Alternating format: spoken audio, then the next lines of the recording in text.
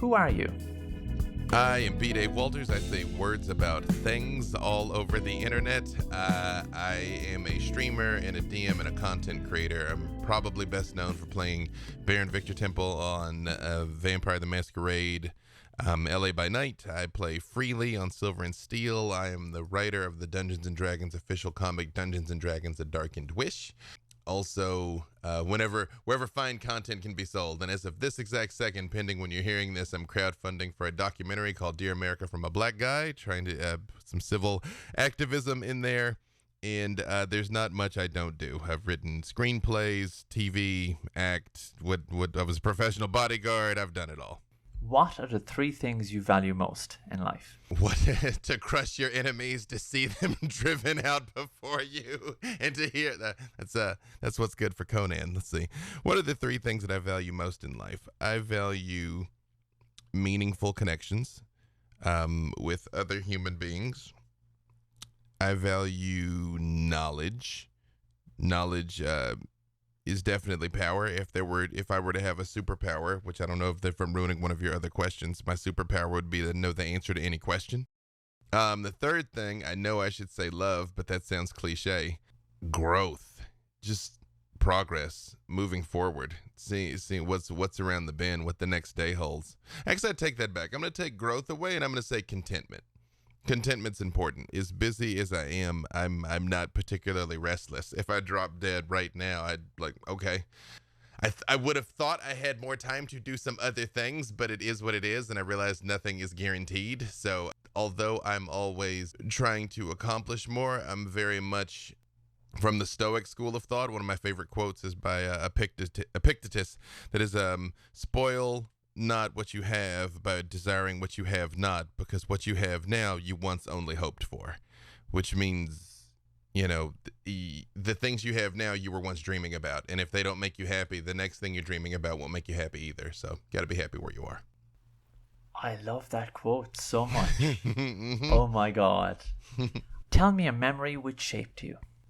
I'm running through the list of so many things. I would say two jump out at me. One, I wrote my first comic book. It was a story because I couldn't draw.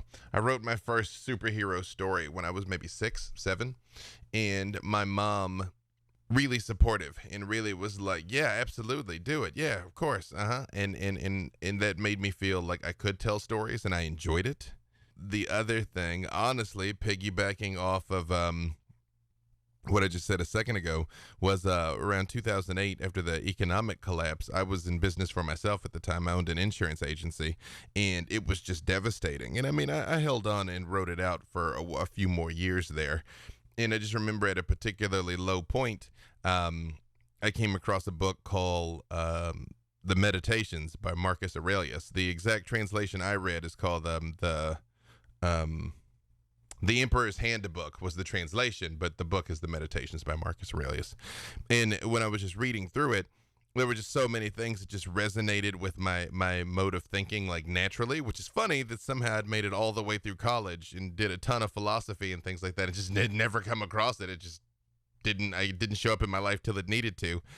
And realizing that, one, that there was a philosophical school that I had kind of unintentionally backdoored into, and also just being able to have the tools to just kind of deal with what life was hitting me with at the time, which was a lot. I mean, life hits everybody with a lot right now. It's hitting the whole world with a lot right now, but it just it helped cushion some of those blows, and not a day goes by that I don't say something in my own mind to just sort of remind myself and stay grounded with that sort of thing.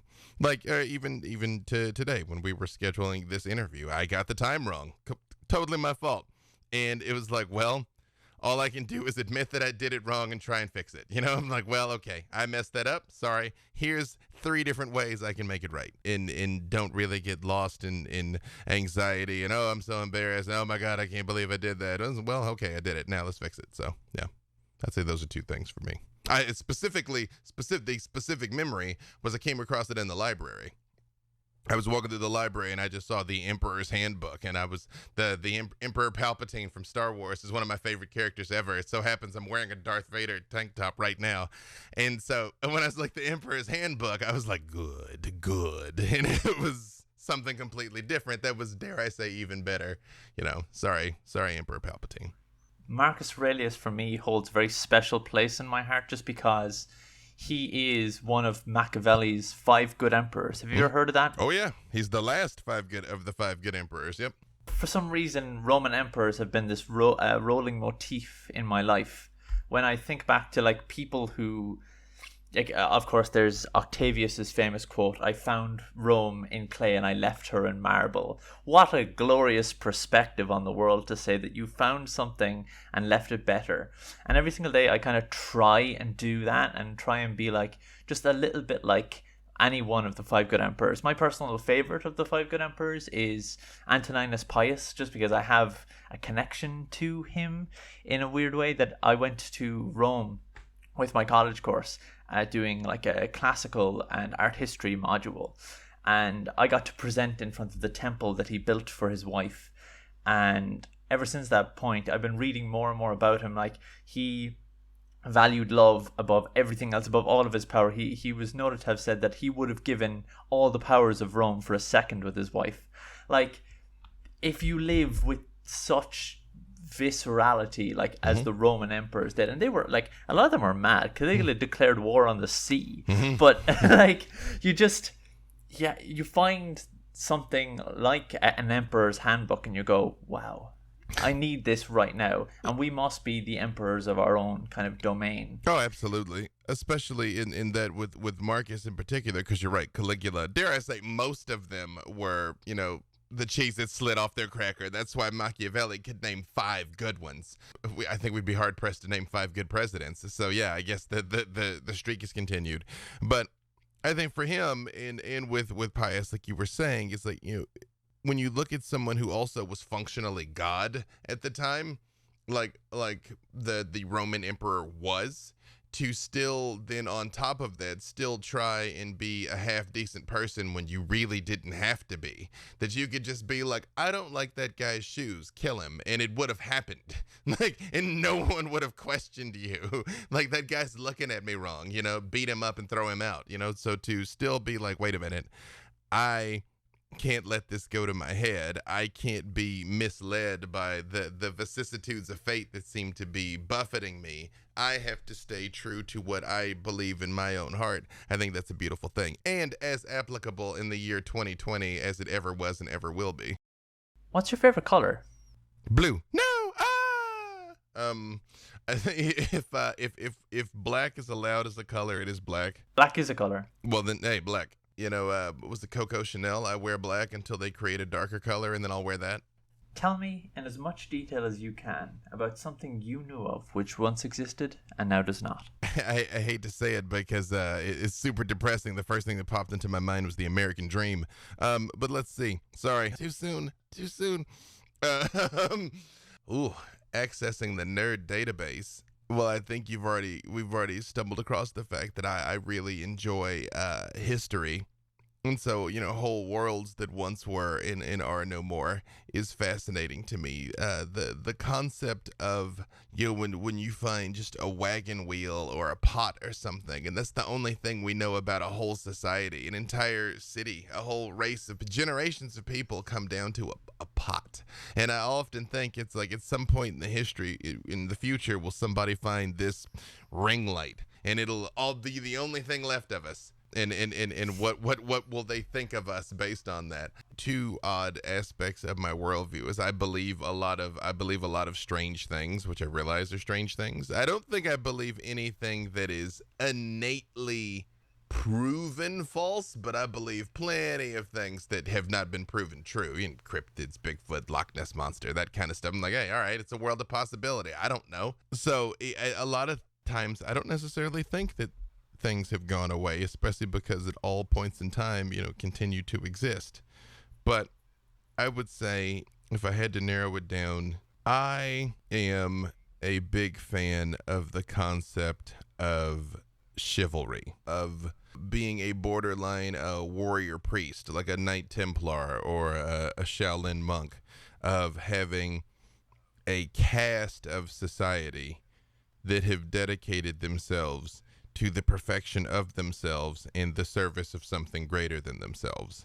I think that is a beautiful idea that is lacking in the world right now. Not that we don't clearly still have monastics, not that we clearly don't still have soldiers, but the idea that me honing myself to be in better service to the divine in my fellow human beings is a beautiful idea. And that is something that I just wrote an article for a submission to a book a couple of days ago.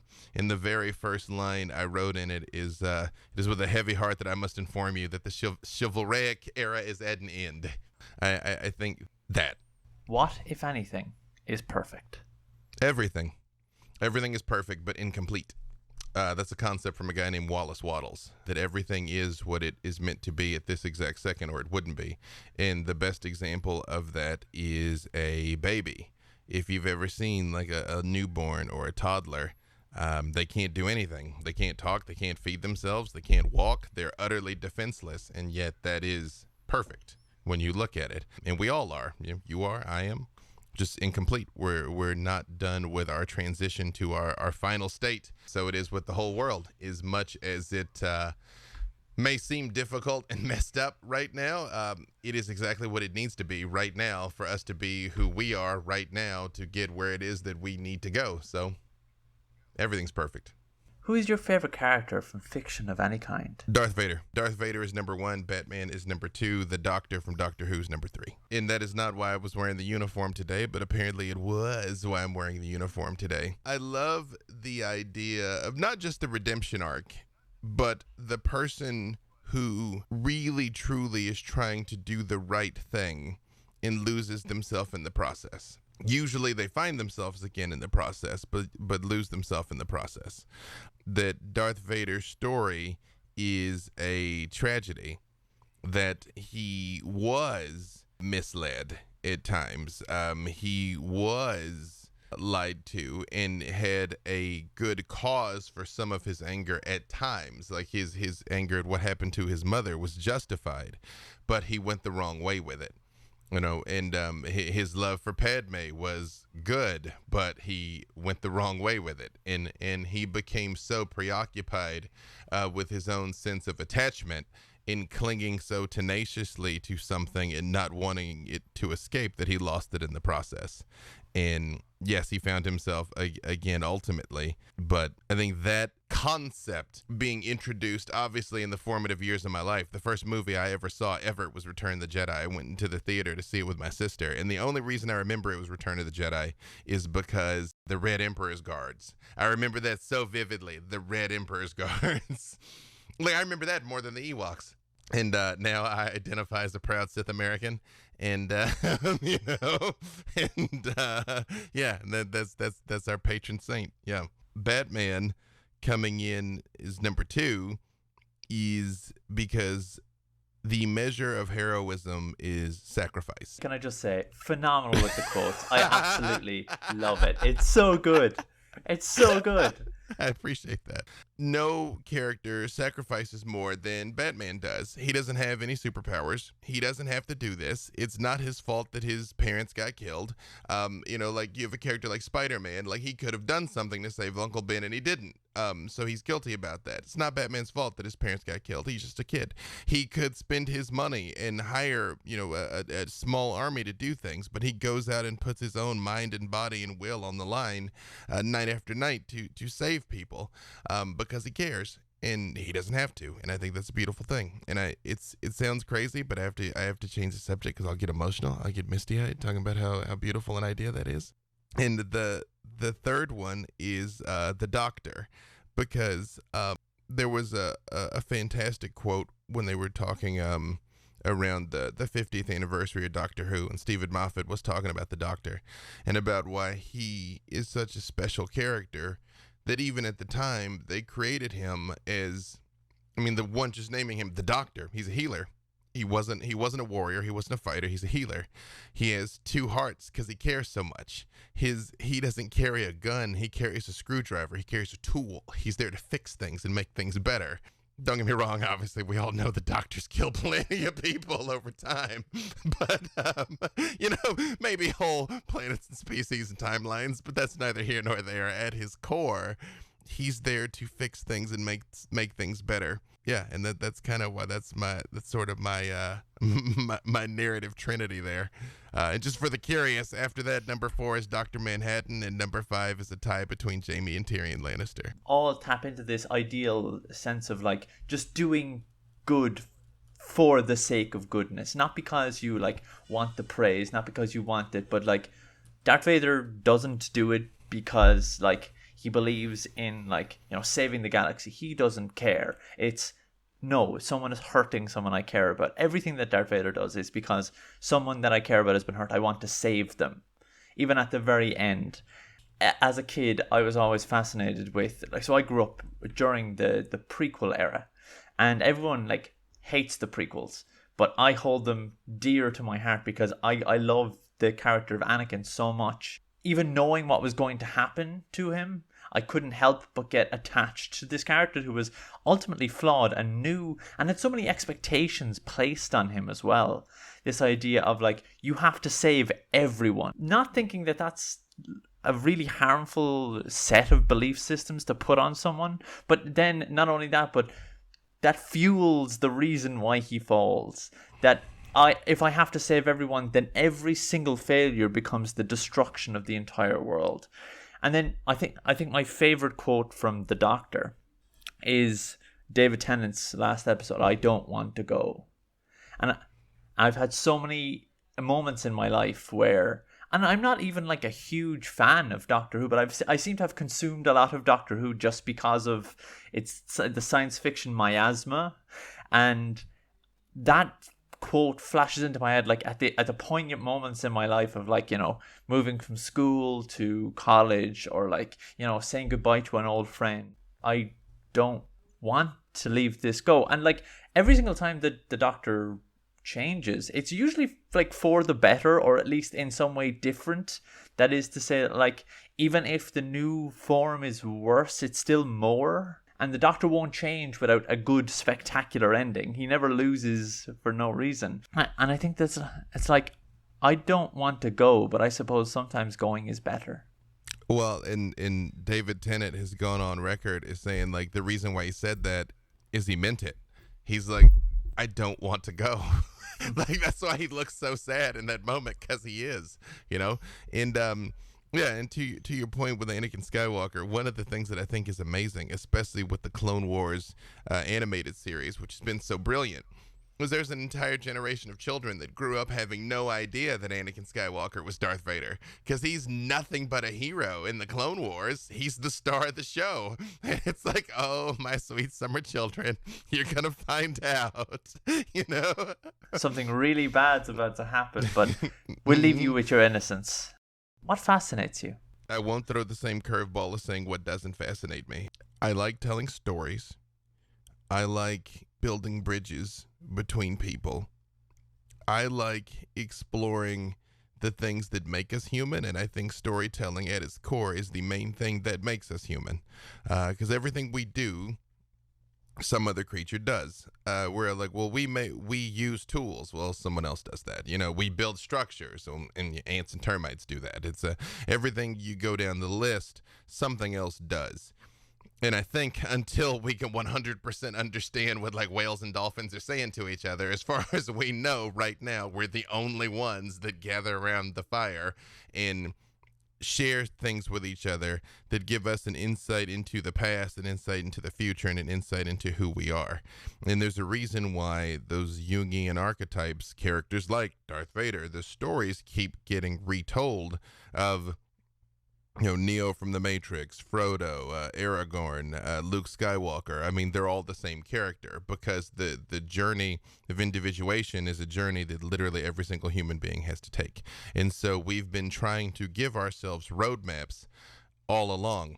Which is why it's funny to me when people, when at first people started writing down Jedi as their religion on census, and people were like, oh, that's so stupid, those nerds, blah, blah, blah. And I'm like, well, but you do know in a way they're actually closer to the ultimate truth of what it means to be human than anyone else, because they've consciously opted into a quote-unquote fictitious path that takes you to a very specific place. Who knows? Like I said, in the coming centuries, archaeologists might find some of this and be like, who is this Jedi Order that was rendered extinct? And I'll be like, because it was me. I did it. But that's what's fascinating to me. And that's why I'm doing the work with the documentary that I'm doing, because I do think in their hearts, human beings are innately good. There's definitely evil individuals. There's deeply twisted people in this world, but your average person is good.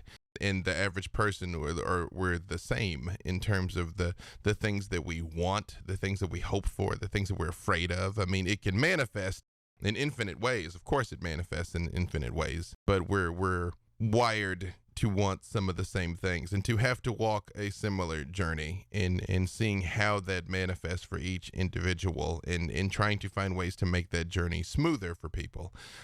That's what's fascinating to me. What is the most valuable thing you ever learned? That there is only one thing in this whole entire world that we're all equal in, and that's time. We all have 168 hours in a week. You, me, Bill Gates, Barack Obama, we got the same amount of time. We may not have the same amount of weeks in our lives. That's variable, but we all got 24 hours in a day.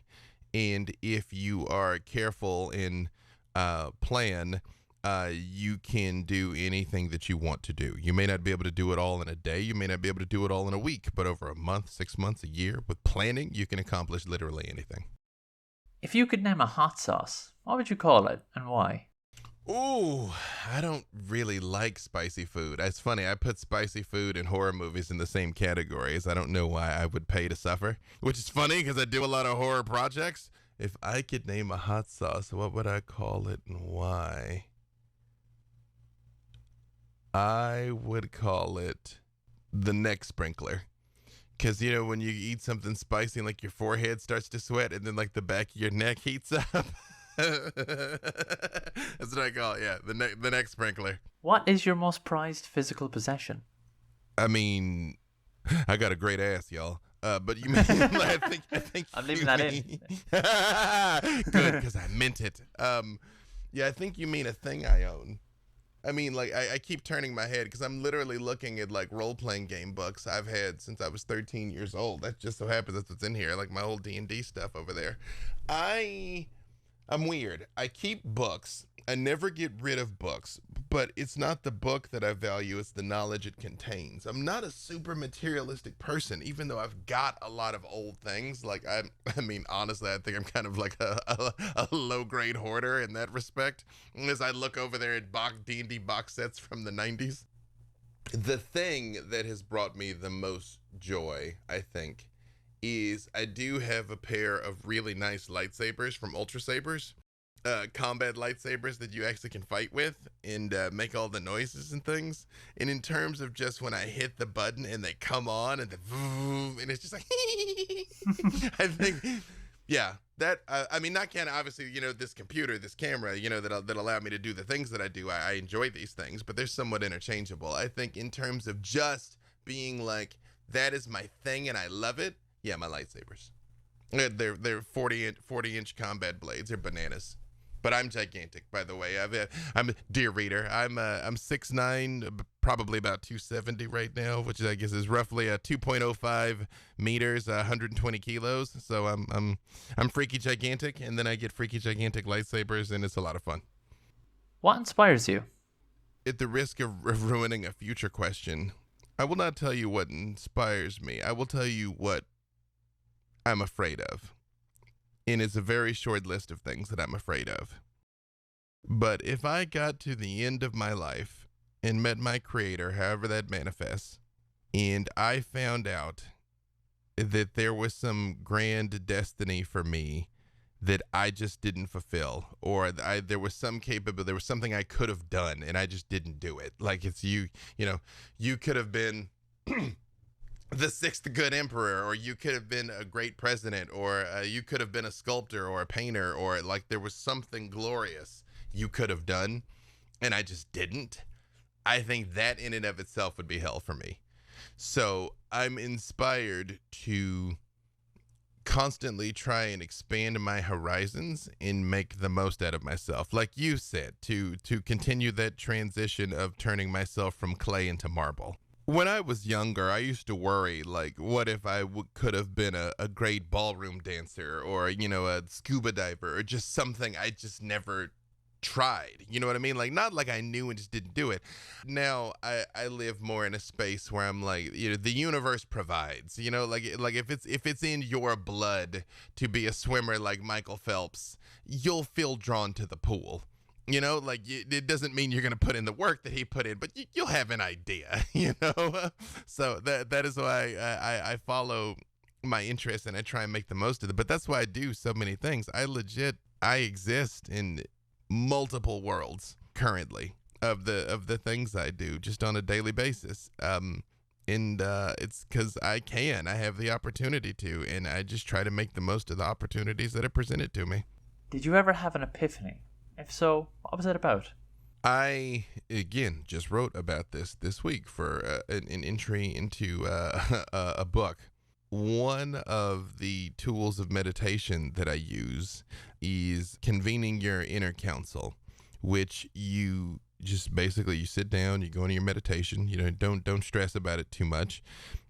And imagine that you're sitting down somewhere talking with someone that you respect, some living or dead, even somebody fictitious. And it doesn't matter if you can actually like see them or if you hear them or if you're just aware they're there. We all meditate different ways. It doesn't matter. And interact, and you'll know you've got it when you get to the point that the people that you're interacting with can surprise you. And once at the lowest point in my entire life, I did this and I went into my meditation, and the people that I was with was Marcus Aurelius and Seneca, another Stoic teacher. And I'm not really like a very like overly emotional dude. It's just because it takes a lot to bother me. Like things roll off of me very easily. But you know, it's just a lot of stuff it caught up. You know, it was money problems and love problems and just stress at work and just kind of feeling like just dead end, just sort of stuck. It was just a lot. And I distinctly remember in my meditation, I'm pouring my heart out, I'm telling them everything. And, you know, me physically sitting there in the room, I had tears running down my face, which, again, I cry very easily over happy stuff. I do not cry over sad stuff. I had it happen. And I just remember laying it all out and just every single thing, just down to my most vulnerable things that I was afraid to even admit to myself.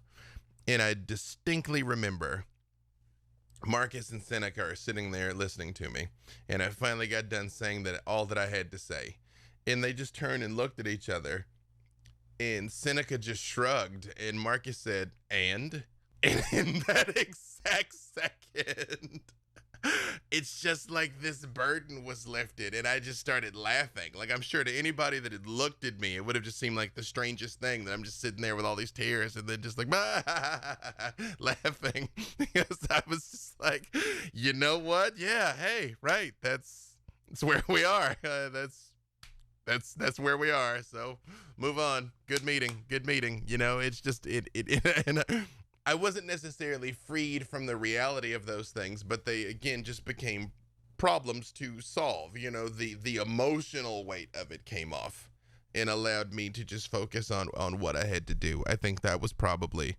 yeah, that was one of the clearest moments of a switch flipping in my life. Definitely. The word "and" is probably one of the most fascinating words in the entire English language, because it implies so much possibility, because it implies, first of all, that there is something you can do. I'm going to do this and this, or it means I have this problem and this problem, or and as in, okay, am I supposed to be concerned about this thing? But it always implies action. And even as I say it, and you become aware of its usage, it kind of permeates hope. The reason why that question kind of comes up for me is because, aside of, like, you know, my gender identity and stuff like that, I've not ever had epiphanies which have like punched me out of positions of stagnation or like emotional duress. And so what I'm hoping for when I ask that question, and what you have so graciously provided there, is moments of like that crystal ball shattering and everyone in the room just going, nah. It's like, just pick it up. You know? I've had a couple of times in my life that I've gotten what I felt were divine nudges in one direction or the other, because I don't need much. I don't need like a pillar of flame and a burning bush. But like when I got into the martial arts, I remember to the day I was in college. I was a big fan of Wu-Tang Clan, the rap group, and they sample a lot of kung fu movies. And so in listening to the music, I started watching the movies to like see where they came from, and I was really into the movies. And I was walking across campus, and just as clear as you and I are talking, I was like, you should train in kung fu. And I was like, I was like, okay, I don't have the time or the money right now, but as soon as I graduate, I'll do it. And then sure enough, as I graduated in May, I started training in June, you know, and then that ended up leading me down the path of ending up becoming a bodyguard, which is how I came to LA, which is how all of these other doors have opened, up to and including getting to know members of the Wu-Tang Clan. But that tiny nudge did change everything. But again, I went with it though. I think in times like that are part of the reason why I stopped stressing so much about this magical secret capability, because I am pretty good at the martial arts, and it hadn't occurred to me before that. I mean, I think I took Taekwondo when I was like 8, like everybody did in that era. But you know, I wasn't serious about it, and I hadn't even thought about that until literally something was like, "Bro, you should try that," and I'm like, "Okay," you know. I like this idea of like, I don't really need much. I see 3 butterflies. I'm gonna Google butterflies, and something good's gonna happen. That's my life. There's a book called The 3 Only Things. And it only is in quotes on it. And I think the author's name is Robert Moss. The last name is definitely Moss. And the title's definitely The 3 Only Things. And it is dreams, coincidence, and oh, now I'm failing it, but it's going to come to me in a second. But his whole point is you say things like, oh, it's only a dream. It's only a coincidence. And he's like, well, it's not that. Because there's 2 very different ways to look at it, and they're still completely valid. You can either be the universe is trying to show you something, in the sense that God or the universe are trying to reveal something to you. Also, I low-key Googled it. It is dreams, coincidence, and imagination is the third thing. It's only your imagination. Or your subconscious mind is recording constantly. It is taking in data that you are not aware of, and the supercomputer that is within your brain can make fantastic leaps of logic and connections that you yourself will never recognize. So you walking by and seeing those 3 butterflies and being like, oh yes, that means I need to go with the 3rd option on my job search, might be God. It might legit just be your brain. But either way, the fact that felt significant, it was. Don't deny it. Hell yeah.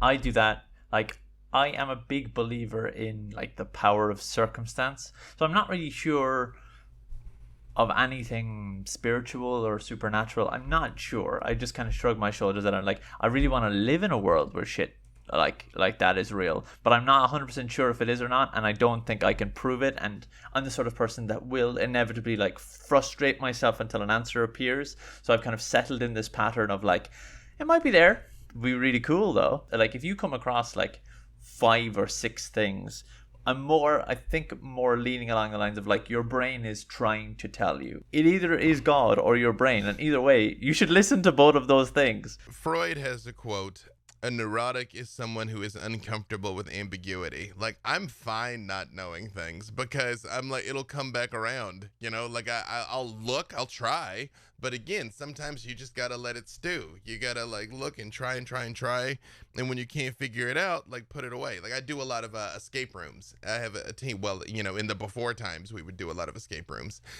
I had a squad that we would go, and we were just like a wrecking crew. But that was one of the keys to success, is you descend on these puzzles, and you only give it like a minute or 2. And if you don't have it, switch. because your brain will bog down on what you think it is and why isn't it this and all that. It's like, nah, man, like the first couple, like click, click, click, click, click, click, click, no, I can't do this one. I'm gonna go look over there, and then we'd rotate, and that's how you get through it so quickly. Yeah, and so it is with life. If you could say all of your work has a theme, what would that theme be? There is one, but I do just want to say one important point of clarification there. When I'm saying what I just said about switching up, I do not mean give up on things. I mean sometimes walk away from it and let it sit for a minute and then keep trying. That's what I mean. Like, let me clarify there, kids. I don't want people to be like, B. Dave Walters says it's fine to quit. I do not. That's not what I'm saying. What is the theme in my work? Easing human suffering. All of the things that I do, not just in stories, but in all of these places that I participate, that is the common theme. That with the stories, if it can help you realize something about who you are, what it means to be human or heroism, if it just helps you take your mind off your troubles for a while, because it's tough right now. Life has always been hard. Life will always be hard, and it is uniquely difficult in the same way for so many of us at this exact second. And being able to provide people an escape is an important thing to me, to be able to put their burden down and rest for a minute. And if that means to laugh or cry or be terrified or experience some sort of catharsis, so be it. Same with all the nonfiction stuff I do, like the documentary. I wrote a nationally syndicated article for years on spirituality and self-development and meditation, and I wrote an advice column, and it all just came back to that same thing of helping people feel like there's nothing wrong with them. They're not crazy. They're not broken. Like, it's fine. Everything's going to be okay.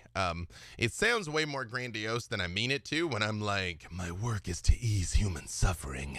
But that is the truth of it, though. It's funny that you mentioned like everything will be okay, because recently enough I wrote a poem called Everything Sucks, But You'll Be Okay, in which I basically go through like everything in my life that's like, I'm not really happy with this. I'm not doing enough work on my dissertation.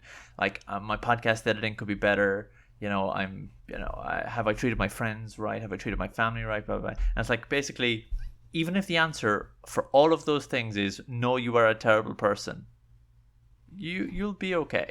Like, or even if all of your context and circumstance is just this sucks, this sucks, this sucks, there is always like a tomorrow. Yeah. Like literally, you'll be okay. I mean, I try to be careful with this sort of thing, because there's some people, obviously not all traumas are equal, clearly. Some people who've been through things that are, objectively horrible, of course. Some people identify themselves through the lens of those trials and experiences, and it can be difficult to put that down. So I want to be careful that I'm not saying it's just think positive and the past won't hurt anymore. No, it's more than that. It's work, it's effort, it's difficulty, it may be therapy, it's life, and you may have moments that things bubble up again. It's just, to me, I look at anything that I have been through. People have been through much, much worse and came out on the other side and still were able to stand with their head held high and not be broken by their circumstances. That's my thing, is if you're alive, there's hope, and there's no need to be broken by things. And all the way back to that idea that I was saying, that you're perfect but incomplete. Circumstances mold us and shape us into who we are. And if you love who you are and are glad to be alive, you wouldn't be who you are without some of the things that you went through that might have been terrible at the time. So I try and just keep a 30,000 square foot view. That's all. What makes you smile? Oh, all kinds of stuff. Life is good. Life is good. My kids make me smile. Jokes make me smile. Getting to play games makes me smile. My cats make me smile. The sun is shining. The birds are singing. At any given moment, there's more reasons to be happy than not, and I choose to focus on those things. Still, weirdly enough, the thing that gets the most profound emotional reaction out of me is like superhero movies. And I file Star Wars under that vein, even though they're not superheroes as such. I mean, they're not superheroes, I suppose, because those are things that I can get lost in and be moved by. I mean, just even, and it's not always the happy part. Just like the end of Rogue One when Darth Vader shows up. Like, I was crying and squealing in the theater. Those are just such tremendous sources of joy for me. But I will tell you a secret, dear listener. If you ever find yourself in a down place, I don't have the time to talk you all the way through it right now, but I will skip to the end. Spoiler alert. If you think about a time that you were truly happy, if you put yourself back in that place, if you go back to where you were, what you were wearing, who was with you, what you could see, what you could hear, what you could smell, as you bring that image vividly back to mind and sit in it, you will start to feel good. Your brain literally doesn't know the difference between a memory and something that is actually happening to you. So it is a way for you to be able to manipulate your emotions on demand. Here's the problem. Most of us do the exact opposite. Most of us think about the worst things that have happened to us or the things that we're afraid of and vividly imagine horrors happening to us, and we feel terrible right now. That's why worry is so insidious, because you end up suffering twice. You will suffer now, and then whenever it gets here, and then maybe it's not going to get here. There's another quote that I think is by Hemingway, but I'm not sure about that, and I'm paraphrasing it anyway. My life has been filled with tragedies, most of which never happened. I'm a very anxious person. I do a lot of worrying, but recently it's gotten like a lot better, because I was complaining to one of my friends about something, and he was like, "Stop. Your brain cannot tell the difference between a real and imagined experience. So you're just hurting yourself." And I think the thing was, he like tapped me on the shoulder and he just walked away. And I was like, "Oh, okay, that's fine." And so every time I'm like sitting there almost like paralyzed by my anxiety, I'm like, the only thing that you're doing here is like imagining the worst possible outcome of every single situation, and that's only going to lead you down a path. And it's not that simple. Like, I mean, my anxiety doesn't just go away, but at the same time, knowing that I can just go, well, if I think back to my own experience, or maybe this may never happen. Or another one that really helped me, which is one of my, I suppose, epiphanies, was that I've never been right about anything ever. So how is my anxiety right about anything? Exactly. Yeah, that's perfect. Yeah. Well, yeah, it's just perspective. It's all perspective. All of life is just perspective. That's it. It's all in how you look at it, which, by the way, is all of Stoicism boiled down to a tweet there for you. It's all in how you look at it. Because that is also the difficulty with trauma, that oftentimes where you have traumatic experiences where, somebody said something hurtful, maybe did something hurtful. It happened once, but we've played it in our mind 1,000 times, 10,000 times. That's why you have to just unplug that circuit. And it can be so simple as, when your mind starts going to a place that you don't want it to, stand up and clap your hands. Literally, stand up and clap your hands. Or if you're in public and you don't want to look like a crazy person, just stand up and walk to the window, or go to the restroom, or do literally anything. Physically move. And it helps disrupt that pattern in your mind as well. How do you feel about death? It must be good, or God wouldn't do it to all of us. I mean, the logic only holds from a certain perspective, that's for sure. But hey, that's mine. Things are coming in and out of existence all the time. The cells in our bodies, the plants, the animals, us. It helps that I believe something of me will continue on after this. But honestly, I'm not afraid because I'm not afraid at all. And I know this for sure, because there's been 4 times in my life at least 4, that I thought death was imminent, like imminent. Like, oh, okay, well, this is the end here, and then it just wasn't. I'm like, oh, all right, great. So I know I'm right about that. But I think either something good is waiting on the other side, which is good, or nothing is waiting on the other side, and I won't know anyway, so why would I be afraid of that? And yet another quote. This one I think is Mark Twain, but don't quote me on that. I'm definitely paraphrasing. It's also is wherever you were before you were born is where you'll go back to. And if you weren't worried about that, then you shouldn't be worried about it next time. So, yeah. Tell me about something you learned recently that amused you. Something I learned recently that amused me, that magpies have little seagulls on their faces. I put it up on Twitter. It's magpies. They have white beaks, and it looks like a judgmental seagull in the middle of their face. If I can find this quickly, I'm gonna show it to you. But I would say I was today years old, but I guess I was yesterday years old when I found that out. Oh yeah, hang on. I'm gonna send it to you here on Discord. I apologize, dear listener, that you cannot see it. Although if you look on my Twitter, you probably can, or just Google magpie and seagull. Oh wow, yeah. I was just gonna say to describe it, it's like their beaks are white, and it's essentially their beak looks like a seagull, and their nostrils look like a judgmental seagull's eyes. Essentially, yeah, there it is. What is beautiful? Again, I won't give you the cliche what isn't beautiful. I think symmetry and contrast are beautiful. I mean, human beings are hardwired to appreciate symmetry. But as I was just thinking, like when you look at starscapes or nebulas that very usually have no symmetry whatsoever, but it's the collision of the colors. I think I particularly I have a thing where I really enjoy pictures of fields of flowers under starry skies.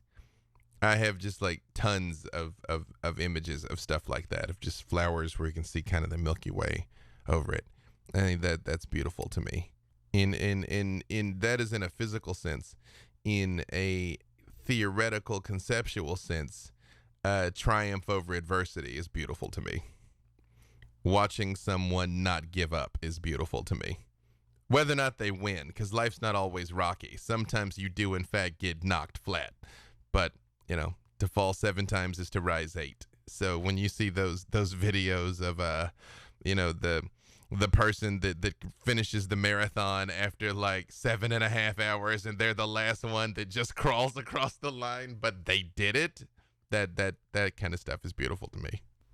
There's as you were saying that, there's a moment in Infinity War where it's just Captain America versus the entirety of Thanos' army, and that like moment where it's like in your head you're like, Cap is gonna die, but he's gonna fight them. He's totally gonna do it, and then of course everyone comes in. But there is the moment where they set it up. It's like, this is it.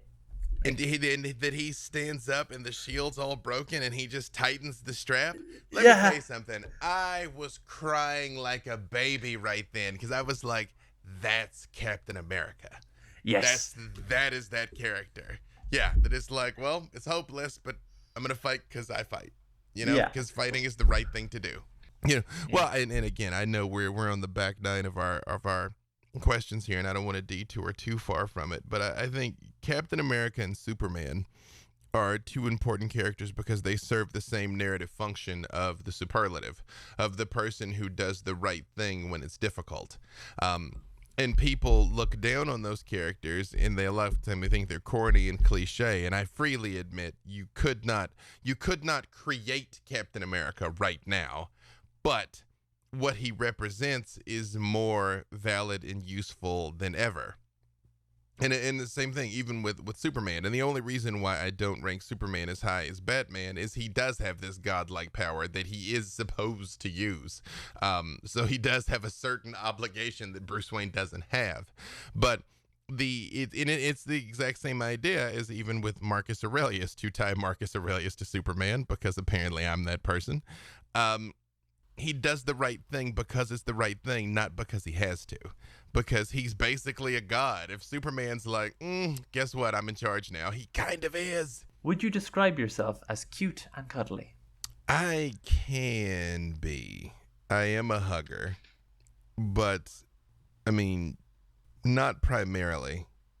I deeply look down on the Hufflepuffs. I'm a Slytherin through and through. I only am when I choose to be. It is not my default. Where do you feel safest? I mean, I would love to say I don't ever feel unsafe, but that's not exactly true. I am black in America. But I feel I feel capable of securing my own safety almost anywhere. But safest is the question. There are three places in Los Angeles, one of which that no longer exists, that I always feel like I could breathe the easiest in. One was the Bodhi Tree New Age bookstore that's not there anymore. The second one is the Lake Shrine, which is Self-Realization Fellowship has a whole big church, and like the land next to it is just a pond that they've just cultivated and has these like nice gardens, and it's like very peaceful and quiet, and it's this like this contemplative state. Like they've got some of Gandhi's ashes there. They got some of Swami Kriyananda's ashes there, but it's just a nice place to just sit, you know, and be at peace. And the third one is actually the Getty Center Museum, which I just deeply love, which features prominently in our vampire stories for those of you that watch LA by Night. But it's just a beautiful place. It's fairly new. I think it was built in 2009, which is still 20 years. But when you're talking about a museum, that's nothing. You know, when some of them have been there for centuries.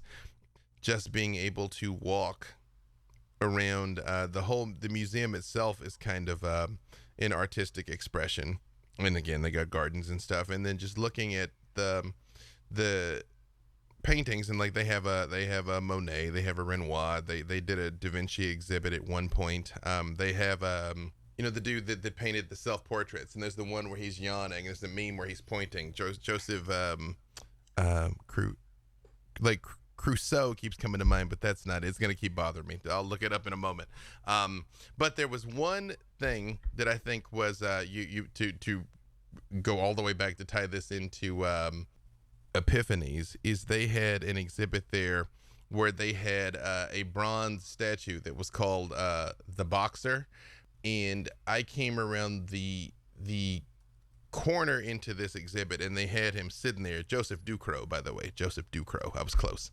And he's just like sitting there, and he's kind of like hunched over, and his hands are still wrapped with the cestus and everything, and he's like looking up, and he's exhausted. In the way they cast the bronze, he's beaten and bruised, and they use different metals on his face, and he's all beat up. And allegedly they don't know who he's supposed to portray, but in doing my research, I think I know who he's supposed to portray. That there was an Olympian who had already won the marathon, and he wanted to win the marathon, the boxing gold medal, and pancration that year. And he'd already done it for the marathon, and he'd already done it for boxing, and he was into pancration, basically the old MMA. And he couldn't continue. Like, this actually happened. His name eludes me at this exact second, but he couldn't answer the bell, basically, and he didn't win the gold medal because of that.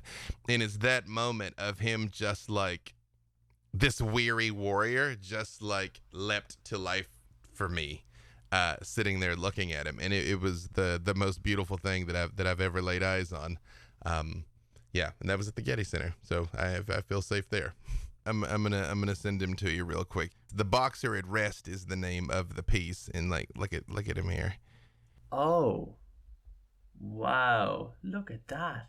It said his feet are worn because you should read this, and dear listener, Google The Boxer at Rest. It's incredible. But his feet are worn, and it's because wherever he was for a while, people would rub his feet for luck. Oh, as they walk by. Yeah. There, in my university, there is a statue of George Boole. So George Boole, famous mathematician, studied was very famous for studying at my university and stuff like that. And I'm not going to say my university because you can Google if you really want to know. But his nose they have to put a barrier around his nose because people kept rubbing his nose, and they've had to put barriers around the trees because people used to punch the tree before their exams to get luck.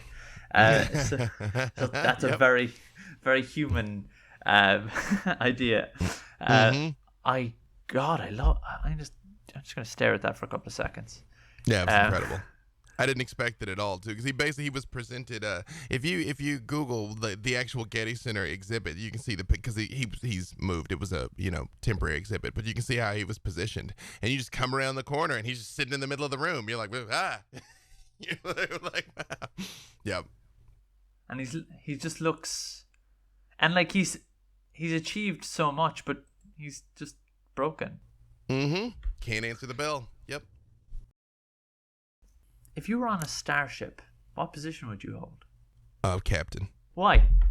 I just tend to always end up just sort of like filtering to being in charge. I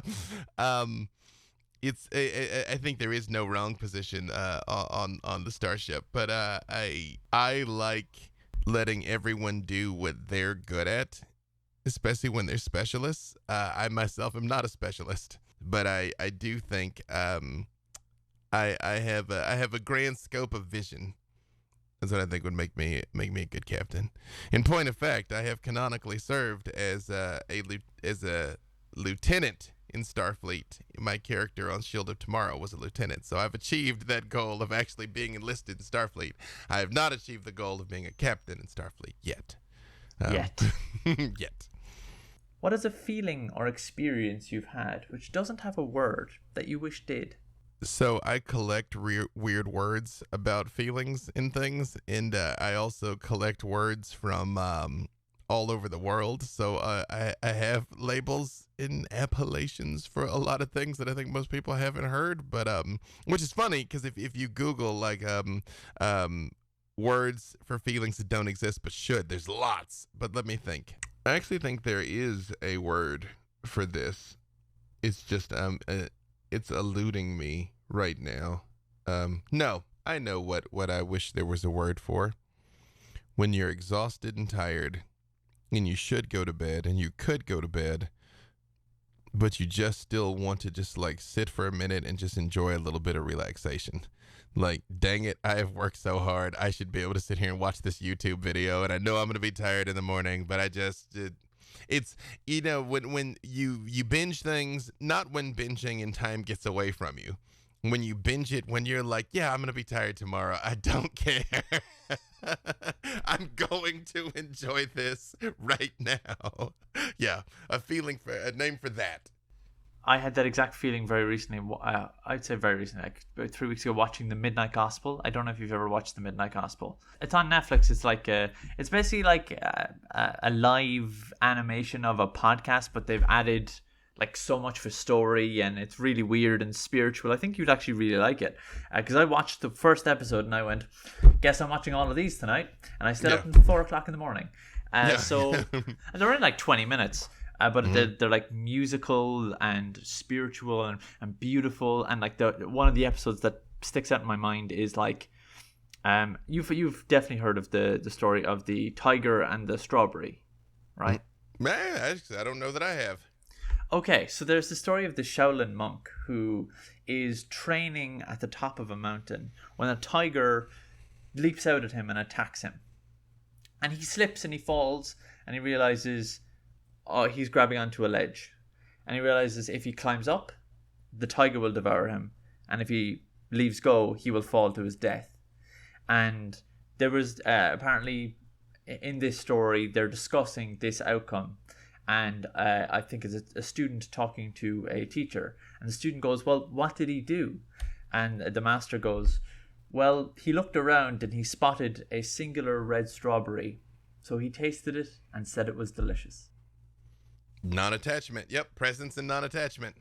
And there is a moment in the Midnight Gospel, because they never state this, but there's a moment in the Midnight Gospel where one of the characters picks a strawberry off a ledge, and it's like incredible. The premise of the show is you have this universe simulator, so this dude wants to record a podcast inside a universe simulator. It's really, really good, and I would recommend it heartily to you if that's something you enjoy. I don't know if you watch much TV, but I wish I had time to watch more, but yes, I'll definitely check into it. Do you think there is more good than bad in the world? Absolutely. In even most bad. Because the continuum from good to evil is just the continuum from selflessness to selfishness. You know, our real enemy is selfishness. And don't get me wrong. Again, I reiterate, terrible people exist, irredeemable people exist, people who are literally wired differently and are incapable of compassion and human emotion exist. They're just very, very, very, very rare, and I think there is, most of us can peacefully get along, and the evidence I cite for that, by the way, since I know it seems like everything is so terrible right now, is look what people do in natural disasters. Like when there's a car wreck and the car catches on fire, complete strangers, stop, rush into danger to save someone else. When there's a natural disaster or catastrophe, like we rally instantly, it doesn't matter who you are, to save that person, because you can say it's what we're wired to do as monkeys. You can say it's a soul. You can say it again. Any of those things would be true, but something in us, wants to preserve the tribe, as it were. The problem we get into is the extent to which you label that tribe. Is the tribe just me and mine and my house? Is the tribe my community? Is it my block? Is it my city? Is it my political affiliation? Is it my religious affiliation? Is it my race, my gender, my identity? Whichever one of those I'm looking at the lens through, I will occur differently for you, except when you start to look at it as the tribe is all of us, which goes back to that whole thing with Ronald Reagan's Star Wars, that it would take an alien invasion to unite the human race, because then we is humanity and they is aliens. Because right now we is, black people or Democrats or Californians, and the they is conservatives and red states, and you know what I mean? We need a bigger we and a smaller they. If you could give just one piece of advice, what would that be? Don't be so hard on yourself. You're beautiful and perfect right now. You're just incomplete, and everything's fine.